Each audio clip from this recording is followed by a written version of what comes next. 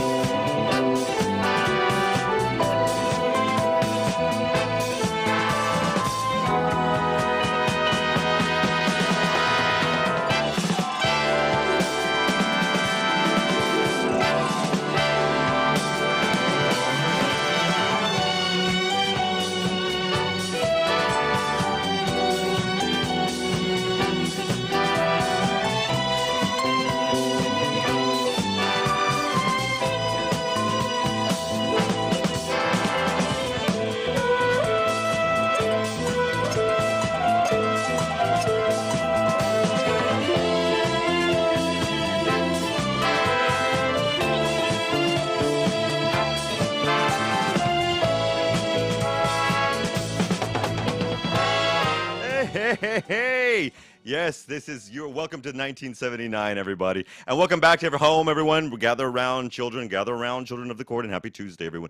If it's a few minutes past 11 o'clock on a Tuesday, it's time for the Club with Lucas here at RCE 106.9 FM, and it's a beautiful day. It's humid outside. It's about 87% humidity. Can't you feel the love tonight or this morning? But again, I am not alone, as here in the studio is the director and some of the cast of BCN's next English theater production that's going to be kicking off at the end of the month, in fact, the 20th of July, at Teatro de Raval. And folks, everybody say hey. Hello.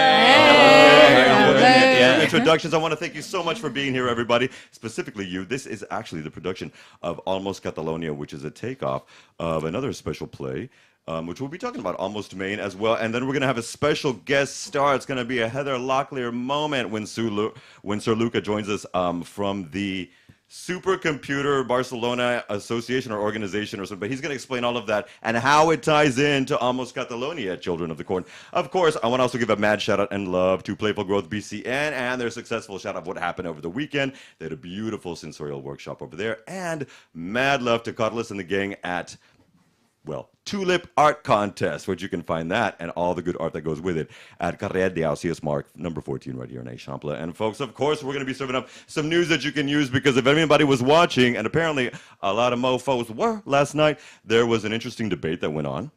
And we're going to talk about that because nobody else serves up the news and clues that you can use in English like me here in RCE 106.9 FM. And, of course, you can catch the jams live, as you always do, on 106.9 all over the beautiful state of Catalonia and rce.cat. Now, also, you better follow us on the Instagram at The Club with Lucas. And for now, Twitter. Moving to Threads soon at the Club W Lucas. And of course, you can catch us with your eye holes. Yes, I have to do all of this, Children of the Corn, at RCE 16.9 FM on YouTube. Okay, let's get to some tunes before we get to the news. Okay, Aluna is part of this lovely band that we played here since 2017-18 when I first started here, called Aluna George, and they hail out of London, but they're actually doing a lot of music in the U.S. right now. She just dropped an album over the weekend, and it is hot, hot, hot, and this is one of the singles that's a B-side, and I loved it more than the actual A-side, and so I'm playing it for you, because who else is going to do that for you to do what we do? Oh, the glamour at Aluna. Remember, we will be back in 3.5 minutes, and we'll see you right then.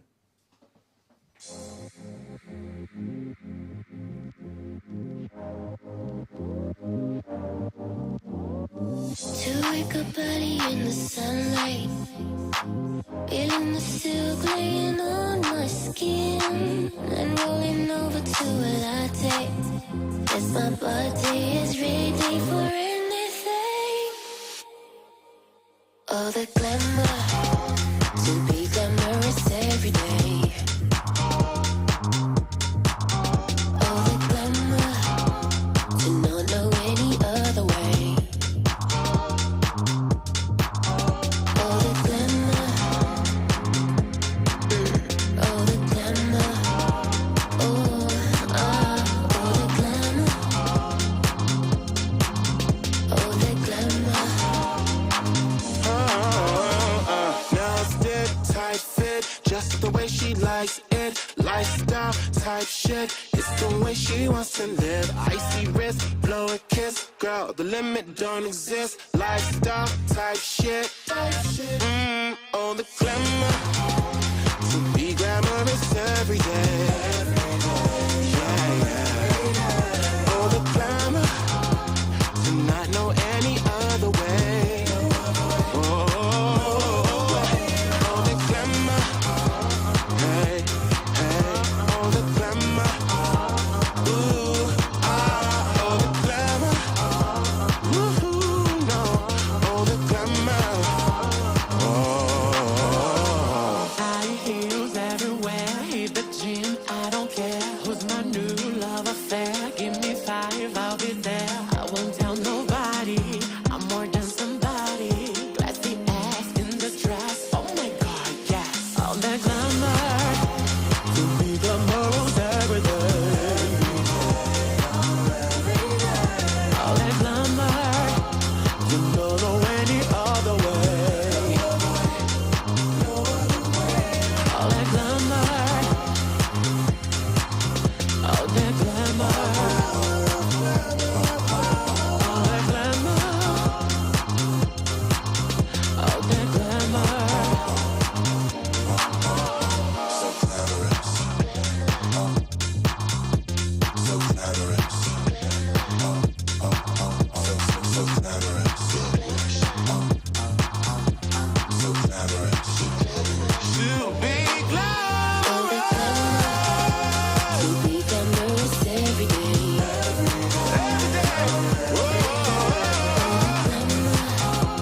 To not know any other way. Any other way. All the glamour, all the glamour, all the glamour, all the glamour.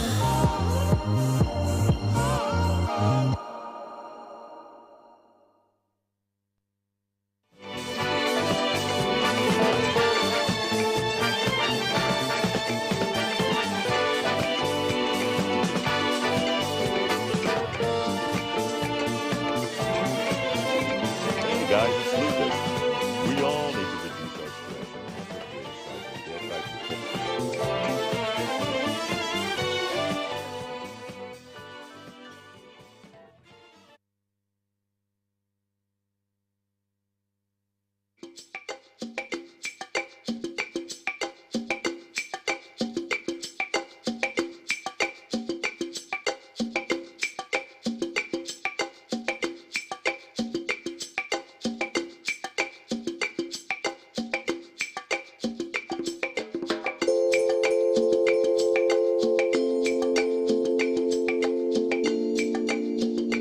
Hey guys, it's Lucas.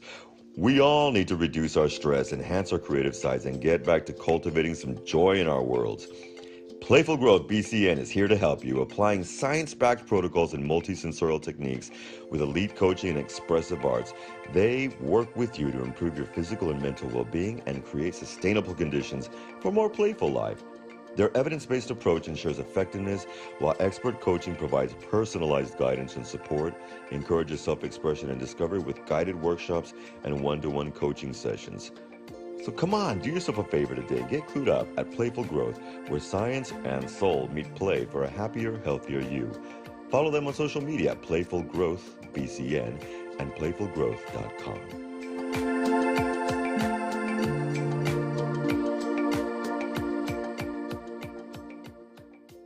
It's true. also named Luca, who's going to be joining us later in just a little bit. And of course, you can get all your information on Playful Growth BCN and get all of your sensorial stuff worked out, because nothing is better like doing it now. And I'm not even kidding, Children of the Corn. Speaking of now, we've got some big things to talk about because, well, approximately 10 hours ago, there was the wrap up of an interesting debate. And, well, it happened, and it was fun. And last night, the Prime Minister of Spain, Pedro Sanchez, and the Pepe leader, Alberto Feixó, had their one-time-only debate, and it was real. Children of the Corn, let's gather around and talk a little bit about some of the specifics that went down. Both of the men spent much of the time just trading slams at each other, and as one of my brothers here was saying, trying to frame each other as a vote for you is a vote for the extreme right, and a vote for you is a vote for independence Catalonia, which didn't really take off. But the debate was broken down into 4 different sections, actually, and so that was focused specifically, but it ran off the rails, as these things often do. The economy, labor and labor reform, extremism, and the bloody, of course, CSC law, which was, you know, it's an uncomfortable situation. You can see Mr. Sanchez in his ire from time to time. I don't know if anybody else watched it, but it was real. And there were some points that Sanchez, even using graphs and things of that nature, could point out that was actually a bit of a travesty in some issues. But Sanchez did his best to hold down the fort, and he presented the fact that we are a stronger nation. And in some instances, he's probably right. A more equitable nation and with a stronger economy and lower unemployment than when we went into the pandemic. Again, that is also true. He also provided those statistics for that. However, Pepe leader Feixó kept reiterating that this yes is law, yes is yes law, which if anybody doesn't understand, this was a law that replaced another law about basically the issue of men raping women. Consistently in this country, we've had an issue with this, and mostly male on female abuse. And because it superseded another law that was already in place, that left a little bit of space for loopholes, otherwise known as vacías here in the legal community of the country. And those vacías have been used by mostly right-wing justices and lawyers to get people who had been guilty of some kind of sexual harassment or rape, but were not violent offenders. I mean, if you're harassing or raping, there's a violent implementation just automatically, but whatever. And so some of them got off. And Feixó could really use that. At the same time, the stronger implementation of some of these laws that are in the yes is yes law, yes, they need to be reformed in some way because they did allow those loopholes. And the problem with that was the far left of the country pushed these laws without any really judicial people looking over that. People in the judicial field really revising this, and that's why some of these problems happen. Anyway, the other thing that he used against Prime Minister Sanchez was that he's part of the process that let Charles Peak of the Hill go. Now, whatever your thought on Carles Puigdemont is, the Catalan question was something that he kept throwing out there, as somebody else mentioned during the song break. But it was not one of the big argumentative focal points. Feixó put on the table an agreement that was really weird because it was in the middle of the whole thing, where he said, okay, I will agree to abstain and facilitate your investiture if you get major majority, not the full absolute, but if you get the most votes. But you have to do the same for me. And he had it in a little folder there, and he said, okay, can you sign this? And of course, Pedro Sanchez said, no, I will not comply with that.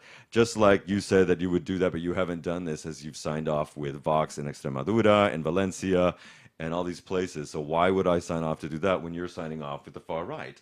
Absolutely not. So that was the snub by Sanchez. As always, each side is going to say that they're going to win, but being realistic, both of the men certainly had their moments taking their stabs at each other. Here's what I feel.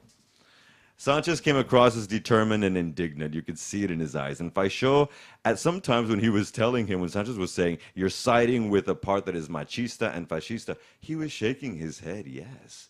You could see him clearly shaking his head. Like he looked a little startled, like he didn't know how to respond, Feixó, at that moment. It was interesting. But the statistics are a fact. I mean, fact is fact. In the end, it's only going to be about 5 to 7% voting populace that will determine which side is going to win. So, if you're in the camp for a more Europeanized, modern world view of advancement, obviously voting center left or left is going to be your basket to choose from. If you despise certain realities of the modern world in which you live, well, you know, and you feel like you're the victim After gaining the spoils of many years of robbering, you're welcome for your potatoes and tomatoes, says this Latino. You will vote for the right. Voting takes place on the 23rd of July, and you can also vote by mail for the first time in Spain. So make sure if you're going to be out of town, you can have all of that good to go and licked and stamped and ready to go, because it is very important to get your vote out, please. In the meantime, really quickly, and we'll get to one music. The Mr. and Mrs. Lipschitz of the world are all gathering and uniting in Lithuania. Fun! For the annual NATO summit, which was last year held in Madrid, if I'm not mistaken. And the main point is that we are now in day 503 of this ridiculous war by Russia and Ukraine forces. Obviously, there's been some movement in different regions of the country. Depending on what happens in this summit, we'll be reporting on a little bit more of that news. You know where our love and shout out goes to. It's power to the people in Ukraine. We're going to do one quick guest chat, but I also have to say one more thing before we jump into the music, and I'm going to have to do it right here. Because right here in the beautiful city of Barcelona, we have what is my favorite art gallery, and that is Mrs. Tulip Art Gallery. One of our sponsors is the Tulip Art Contest. This international contest applies the rule of arts wherever they may apply, except AI, Children of the Corn, because we ain't looking at that right now, but even NFTs. It's a now annual international competition for artists open to any age of any country across the world. Drawings, paintings, sculptures, photographs, NFTs, everything like I said, except AI. Hey. The contest has been designed to empower and project all of these artists worldwide, giving them visibility and recognition internationally. In fact, we had a slate of the winners, and I'm talking money, honey, as well. And artists, listen up. This year, for 2024, you can get all of your submissions in before November of this year. And they will be exhibited in the Mrs. Tulip Art Gallery in Barcelona's Eixample Barrio. Now, our independent jury recently announced a selection of 30 finalists. A few of them were here the other day, and we're going to end our season before the summer hiatus with a champagne jam with a few of them. In fact, first place winner Erwin Santos Rockman will be here, and third place winner Agustina Droz is going to be drinking it down, but we may be doing Martinelli, folks. Remember, check out Tulip Art Contest. You can get all of that information online. And we're going to throw a little bit of music and come right back with the cast and crew of Almost Catalonia. And I want to throw a little bit of love towards this young whippersnapper named Gus Dapperton. Yes, it's a homemade name. The kid's a whippersnapper, but this new song is called Homebody, and I loved it. It's 3 minutes of delicious goodness, and we'll be right back with the cast and crew of Almost Catalonia.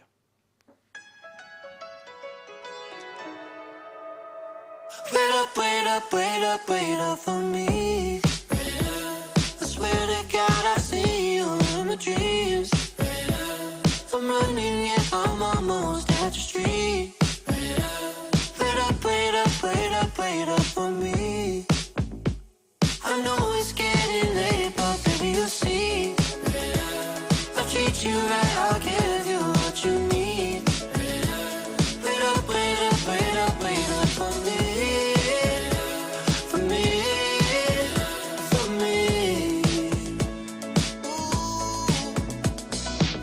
Up in my face last night on the way back. I should've stayed back. Guess that's just my payback. Playing with the fire all night. Not to mention all my worst intentions. I swear it's never ending. Homebody, I'm a nobody but you. Somebody to me. Yeah. Homebody, I'm a nobody but you. Somebody to me. Wait up for me. I swear to God I see you in my dreams. I'm running, yeah, I'm almost at the street. Wait up for me. I know it's getting late, but baby you'll see. I'll treat you right, I'll give you what you need. Wait up for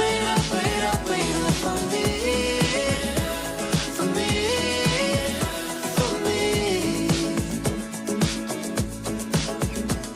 You gave it to me straight last night on the way home. I should've stayed home, and though I ain't to blame, you're acting like I don't know just how to cheer you up. The moon is out and I know you can feel the love. Homebody, I'm a nobody but you. Somebody to me. Yeah.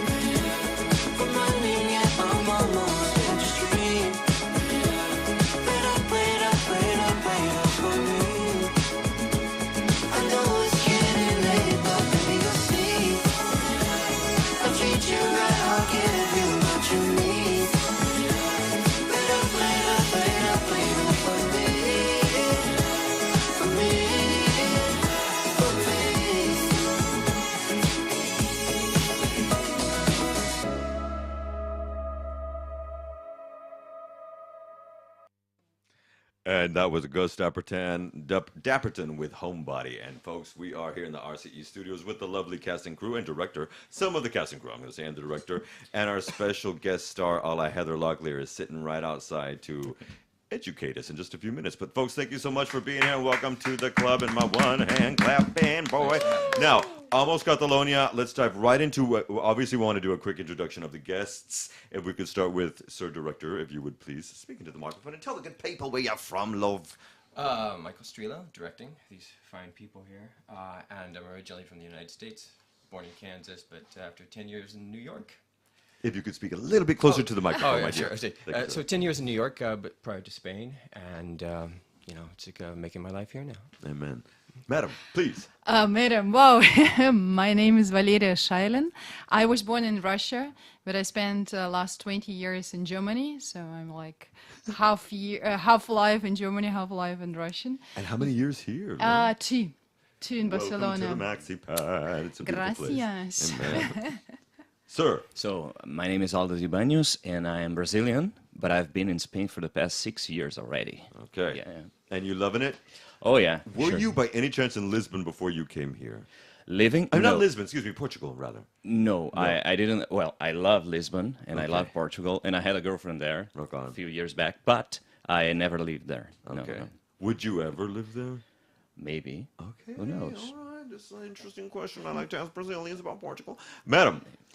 My name is Alina Rozumenko. I'm an actress and DJ. I'm here almost 1.5 years because of war in my country, in Ukraine. I'm from Ukraine. Part of the people. Yeah, thank you. Thank you for being here. Yeah, and that's it. Hey, girl, what kind of music, madam, do you spin? All kind of house, organic house, progressive she house. said it. That's all we need to know. You know that your boy here is a house head. Madam, we have to talk after this. That's why I asked you who play music here, and I was like, maybe. And we do get DJs to come in here and do little sets. We need to talk for after the summer hiatus. All right, folks, so we're going to be serving them. So what we have are creative minds. We also have writers, producers, and all manners of actors here as well. So we're sitting in a world of creation. What brought about bringing this gentleman's play, Almost Maine, to Almost Catalonia? And I guess the best shot would be to start with the director of this, please, or at least co-director, or one of them, because I believe you have an assistant director as well. If I'm not Yeah, mistaken. Natasha Sapovo. Shout out. Ukrainian. Yeah, also Ukrainian. Yes. This is a joint production, Children of the Corn. Sir, tell us what brought about this one from Almost Maine to Almost Catalonia. And explain that, please, to the good people. Well, we selected this particular piece to start, I guess, to get the theater group off the ground because these are universal stories. Almost Catalonia could be kind of cut and paste into anywhere on the planet. And the 8 scenes that comprise the piece are universal human stories. They're not necessarily culturally centric. They're not purely American stories. They can be applied to anyone, anywhere. And it was important to us to have something like that because the purpose of starting this company is to build a theater community that is also an international community. So going with something that would be purely or unadaptable to some place outside of where it takes place originally would have been a bit difficult. And we wanted to open doors and opportunities to as many international actors here in Barcelona as possible. What are some of the themes that we're dealing with? Because you said there's, I believe there are 8 little vignettes, so... Well, these are about human relationships. It's basically about living, love, losing love, and something we can all relate to. I think an audience member will be able to empathize with every character and probably be able to relate to at least 2 characters. Okay. And they're dealing with love and by specific chance? Sometimes All over Catalonia? sometimes losing love. We put almost Catalonia kind of somewhere near, because it takes place in a mountainous area. So we put it somewhere kind of close to the Andorra and French border. So, I mean, My favorite zone. because almost is a mythical place, and so we created almost Catalonia, so that it's we have it on the map, but I don't suggest you go looking for it. No. But folks, okay, so what brought in you as actors within the realm? Like, what is it? Let's talk about something more specific. What is your background in acting? Starting with you, madam. I started acting in Berlin Michael Chekhov studio. And yeah, when I came here, first of all, I didn't speak Catalan, so I went to, and you need, as an actor, you need constantly educating yourself, yeah, to keep the level high. So, and the first place where we went, I went, that was English-speaking acting class, and that is where I met Michael and Eileen, yes. And so that is the way it started. That we had the idea, we are doing our gigs, you know, we were independent and we wanted to found a theater. And this was as the pandemic was ending, right? Yes. I mean, well, the idea was like, between Brexit and the pandemic, there was a void of English theater here, and so we decided it would be, you know, let's put our heads together and fill that void. I love these perfect snippets for Instagram, Children of the Corn. Okay, Sir Aldo, what is your background and why acting in the first place? Because I don't think that's the only thing you do. No, it isn't. No, I am a musician as well, but acting, it just kind of... I did a play with an actor in Brazil. I started there. So it was a very musical with it. I was playing in this particular play, but it began like to draw me towards this acting, interpretation, everything. And when I got a hold of myself, I was already doing little plays and short films and whatever. So it took off from there. And then I decided I wanted to do it in Spanish. So I came here. So that's pretty much the story. And I have been doing it since. And I met these guys in a casting session, actually. They were searching for actors, and I thought, I want to act in English as well. So I met Michael, I met Aileen, who's not here at the moment, but... Partner in crime. So, shout out. Yes, but that's pretty much the story. Brilliant. And Alina.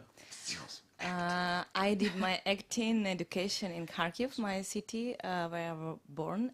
It was 5 years of University of Arts. Then I worked in 3 different theaters, and I moved to Kyiv, and I did 35 projects in films and series. And 15 performances totally. And in quarantine, I was boring a bit, and I decided to study to learn Spanish because I love it so much. And now I already have like B1 level here, but yeah, so that's why I decided to move here. Because it was kind of my dream.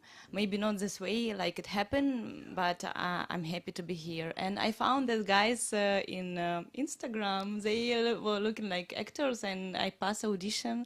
And She did more than pass. What?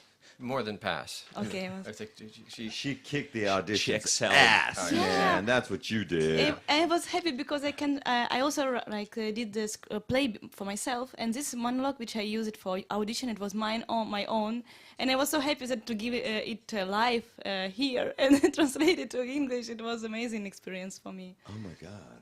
And also I met Valeria before in classes. This is what I was talking, yes. Yeah, English. and then I met her in audition. I was, oh my God, like so small Barcelona.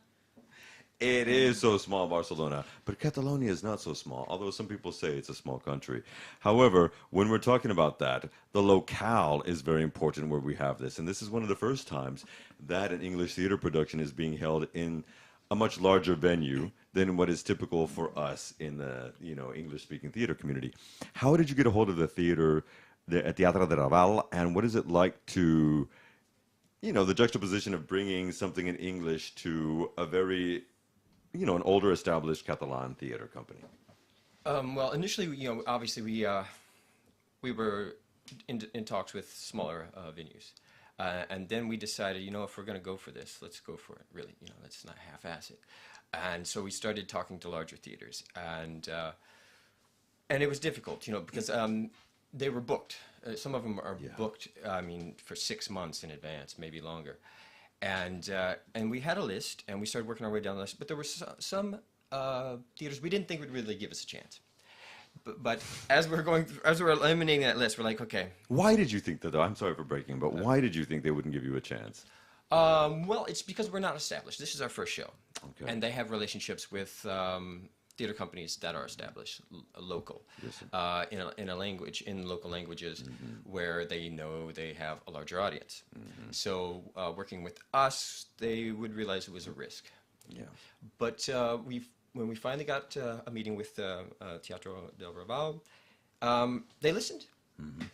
And they gave us a chance, I mean, and they decided, hey, okay, they recognized that there is a audience here, there is a community, and so it's like, all right, let's do this, and and we've been grateful ever since, and we're hoping that we can reciprocate by opening a door for them for other theater companies, other English projects, Which is why you of want this size. international, more global. Yes, cast of it's important for us to. It's not just native English speakers, but it's like if you can understand it and you can speak the language, we want you in our productions and in our seats. Amen.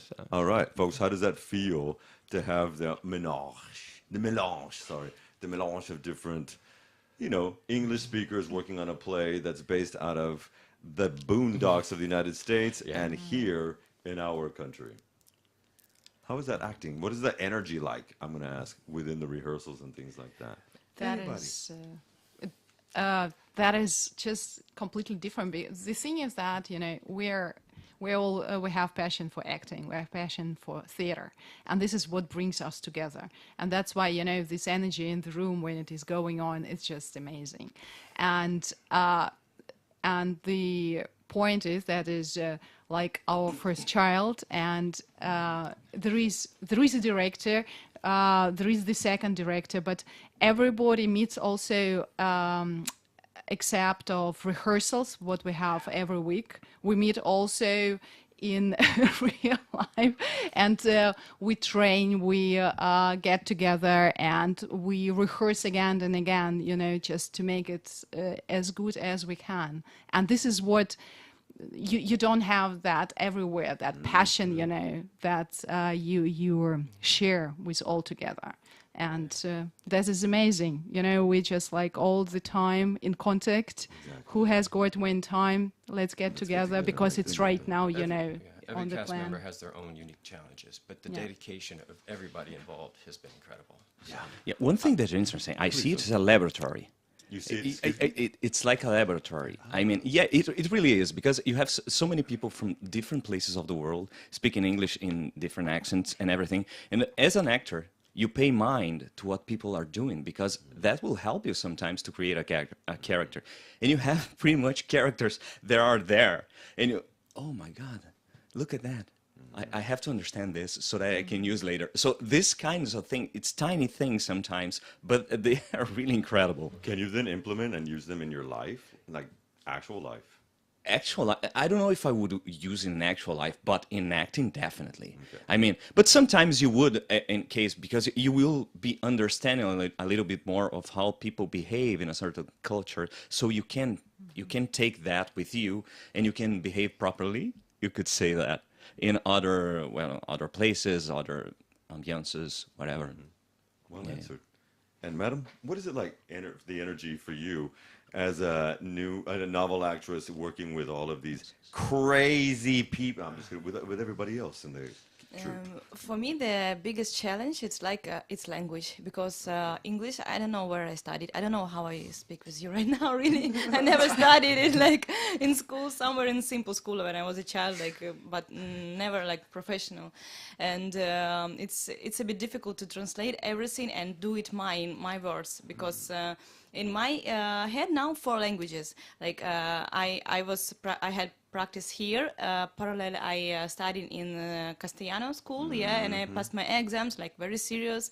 And in my head, I also translate everything, try to change my own language from Russian to Ukrainian. So it's like going on, and also Catalan. Like I would like to know it better. And yes, it's the main goal for me.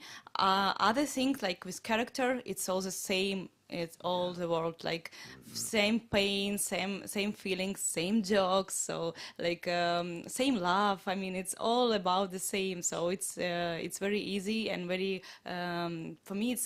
It's like I just do parallel with my characters with me. They're very close. Like we have same. You draw from what we know. Yeah. They tell us a lot of that in writing stuff.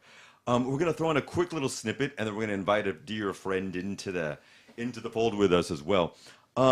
Anoni and the Johnsons. He used to be Anthony. She is now Anoni, and they've just released a new record, and it's bloody beautiful. This song is not it's a new single. It's a bit long, so we're going to cut a snippet because we have a lot more to get to with the cast and crew of Almost Catalonia at Teatro de Raval. And this is Anoni and the Johnsons. We'll be right back. It's Must Change. All right.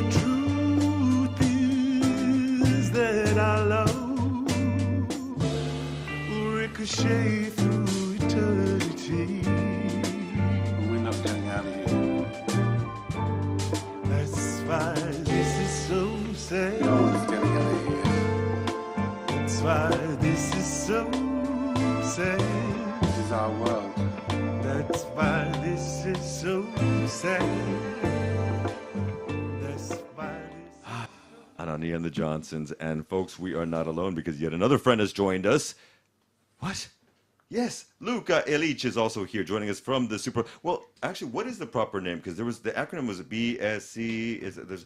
What is the proper name of it? It's the Barcelona Supercomputer, correct? Hi, yes, thanks for having me. Thank you for being here, sir. I'm just going to dive right in. What? Thank you Just so much, jump Luke, into it, for yeah. being here. Seriously. So yes, the full name is Barcelona Supercomputing Center. Okay, Supercomputing Center. I keep wanting to call it an organization and whatnot. And people might be wondering, what? Now, one of the things that's interesting to know really quickly quickly, because I have a few questions for Sir Luca, is the original Almost Maine had a lot to do with where it was set, obviously in Maine, in Stephen King country, where the Northern Lights and I guess part of the Borealis maybe could be seen over there in that center of the world. And over here, we do with something very different in our neck of the woods in Europe. Now, the Barcelona supercomputer is also... I mean, what you do over there is amazing. We won't get into the intricacies as we spoke of earlier, but what happens in Almost Catalonia is that we start dealing as well with meteor showers and as well with falling stars. And yes, you should wish on that falling star. Now, can I ask you really quickly, Luca, as you are more of an expert from the Barcelona Supercomputer Center, what is a falling star? A falling star is apparently very beautiful and inspiring natural phenomenon. Apparently. It seems to inspire some interesting situations and plays here. So the thing is that comets flying around the solar system tend to leave a path of debris and particles behind them. And some of them are such that Earth flies very close to them on a regular basis. So we see some of them which are very periodic, and there are more popular ones which people enjoy seeing, going out to nature with telescopes or just enjoying them with their naked eye. What happens when we actually see a shooting star, a falling star, is that small pieces of this debris, like dust particles, pebble size, start flying through the layers of the atmosphere, and with the interaction of what they find there, which are more or less air molecules, there is some friction happening, and this material warms up, and we see this as a very bright light flying very quickly through the atmosphere. In the end, these burn out, and this is how and nothing really bad can happen. It's always from the friction, isn't it? Always with the friction, children. You have to be careful with that. Oil up. However, recently, this is not just a joke. It actually became part and parcel of a huge movie that was Oscar nominated 2 years ago called Don't Look Up. And so it's actually made its way into, don't worry, in Almost Catalonia, I don't believe anyone dies from the falling stars or meteor showers, or does somebody. Can we give away that tidbit? Something interesting happens. This is exactly why Sir Luca Ilic is with us today to explain some of this stuff. Because when we start seeing... And I was casting a movie that was actually dealing with something similar that killed off half the population, and a play that didn't happen because of the pandemic. So when we start seeing that so much theater, so much cinema is talking about these types of things, what is what is a meteor in reference to what we just juxtaposed it from? And could a meteor truly hit the Earth, like in that film, like maybe hinted at in Almost Catalonia, being at the 20th of July at Teatro Raval? Could that be a possibility of something that happens to Earth? Please scare the good people. Now, I'm not going to scare the good people, but let's try with some kind of an explanation. So, these celestial bodies that fly and could possibly be very close to Earth are usually not so big to cause that much damage. There is some probability of finding one which is big enough, but I think that the astronomers are mostly excited to find one because they can do more science, they can do more research, because the probability of something really huge hitting us is not very, very high. And also there are some ideas how to deal with these situations, and hopefully with all the observations and all the tools and all the experts that are working on this or following what's going on around us, we should be able to know well in advance that something potentially dangerous is happening, and then we could maybe try to do something about it. Another question, real quick question. What is the probability of a meteor almost falling to Catalonia? I almost know the exact number. Really? I love this. What is that? No, it's really almost. I wouldn't bet on the numbers really here, but I wouldn't be so scared about that. I would go with enjoying the wishing upon a star thing and enjoying the magical situation created by this in the play. Again, a perfect Instagram snippet, Sir Luca Ilic. I want to thank you for coming in and dropping off some truth bombs over here. Remember, folks, you can catch a little bit of this as well and get tour guides, get a guided tour as well at the Barcelona Supercomputer Center, which is in Pedralbes, if I'm not mistaken, as well. So look that up, Luca. You are a mad shout out. Now, he is also also an actor, a sometime actor. And he's working on that craft as well. So, Luca, thank you so much for being here. We're going to throw on a quick song, and I want to come back with this simple answer. Of course, we want to know where everybody can get tickets and everything, but a simple question about what do you want to transmit through your particular character in this play, and what would you like for the audience to get? All right, folks, just so you can feel very young today, this summer is 30 years since New Order dropped their wonderful Republic record and their #1 song, Regret. And so as we do it, we don't wait till Thursdays to throwbacks or flashbacks to Fridays. We do it on Tuesday, bitch. And so this is the 30th anniversary of New Order's Regret. No regrets. We'll be right back, kids.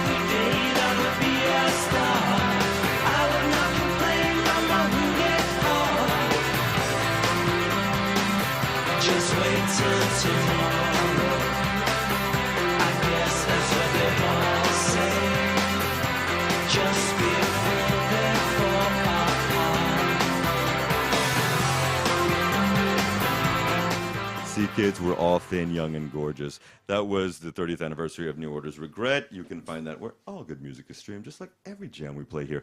But really quickly, I want to make another shout. We are going to be loading Al Gore's interwebs over the next 2 weeks with tickets and links for the opening of the Teatro de Raval's showing of Almost Catalonia, starring some of these beautiful people right here. But I want to get to a quick question of that, because it's going to be from the 20th through the 23rd at the end of the month.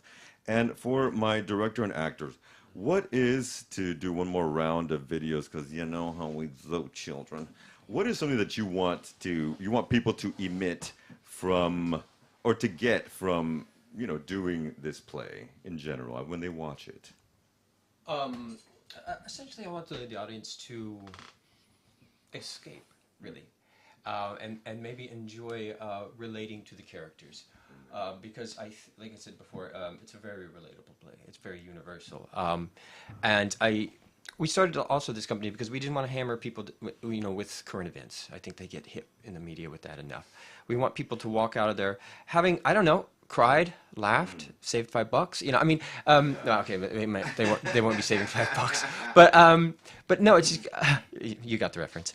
I think, I just really to escape and to enjoy the experience, enjoy the ride, and really, enjoy the actors' performances and how relatable they are to everybody in that audience. So again, perfect Insta snippet. All right, actors, what do you want to transmit through your particular characters that you take on in these roles? As to me, I'm playing two characters, and they can't be more different. And this is exactly fine for actors, I think, to do different stuff.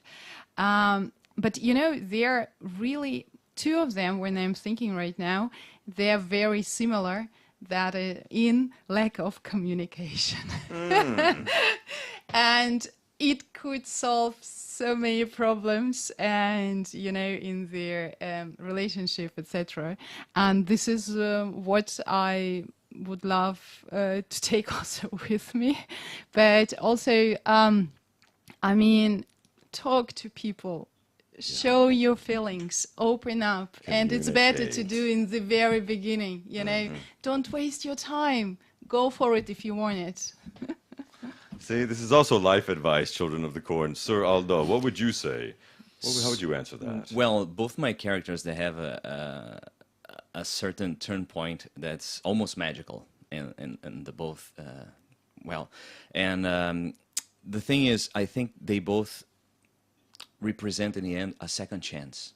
We should have a second chance. Amen. Because everything seems to be going astray, and then there is something almost as a kind of magic, and it takes them back like on a good path, or at least like they feel again alive, and to be going again. So start feeling that magic. Yeah. All right, thank you, sir. And Lady Alina, final question. I'm also agree with Valeria, because, I don't know, maybe it's a girl power. I want my characters talk about love, because now world is so busy with everything, to gain the goals, about money, to win all the winners, to be the first. And I think we really forgot about something very important. It's love. And I want, we remember that God created us, nature created us for this, and it's very important to be honest with your partner, to find the right partner, and to be with him, or with I don't know, with she. And if one of my characters, she's staying with a partner, but I think she doesn't love him, and it's also the problem. Why a lot of fears? No, love doesn't need to have a fear. Just enjoy this world, your life together with love, because without love it's impossible. Okay, you see me watering up here, folks, and this is what we transmit. This is what we bring here for the Club with Lucas. I want to thank everybody that's sitting around here and give another mad shout out to all of you here. July 20th through the 23rd, you can get all your tickets at Intradium. We're going to be throwing you, as I said, for the next 2 weeks at the Teatro de Raval. It's going to be something brilliant for everybody to get a hold of. Thank you, everybody, for being here, as well as a mad shout out to Sir Luca and the Barcelona Supercomputer Center, and of course, mad love to Playful Growth and Tulip Art Contest for being our beautiful sponsors here at the Club with Lucas. Alrighty, folks, next week we're going to be back with some beautiful sisters here. They're going to be joining us as they do once a year, and the girls from Barcelona Improv Group are going to be here, and Lady Ella and Lady Kay are going to be serving up all the good stuff that you have for there. They're actually going to be doing something that is called the Barcelona Music Improv. So there's going to be doing some festivals, some improv music stuff. We're going to be bringing some of that information to you as well. And remember, you can catch the jams always on 106.9 FM here at RCE and the Club with Lucas. Remember, folks, keep it real, keep it distant, keep it love, and we will see you in 7 days. Hell yeah. PJ Harvey's got a new album out, so now you get a new song out. Who else is going to give it to you except the Club with Lucas? Okay, this is I Inside the Old. I Dying. You know how PJ Harvey rolls. All right, folks, we love you. See you on the flip side. Ciao. Bye, everybody.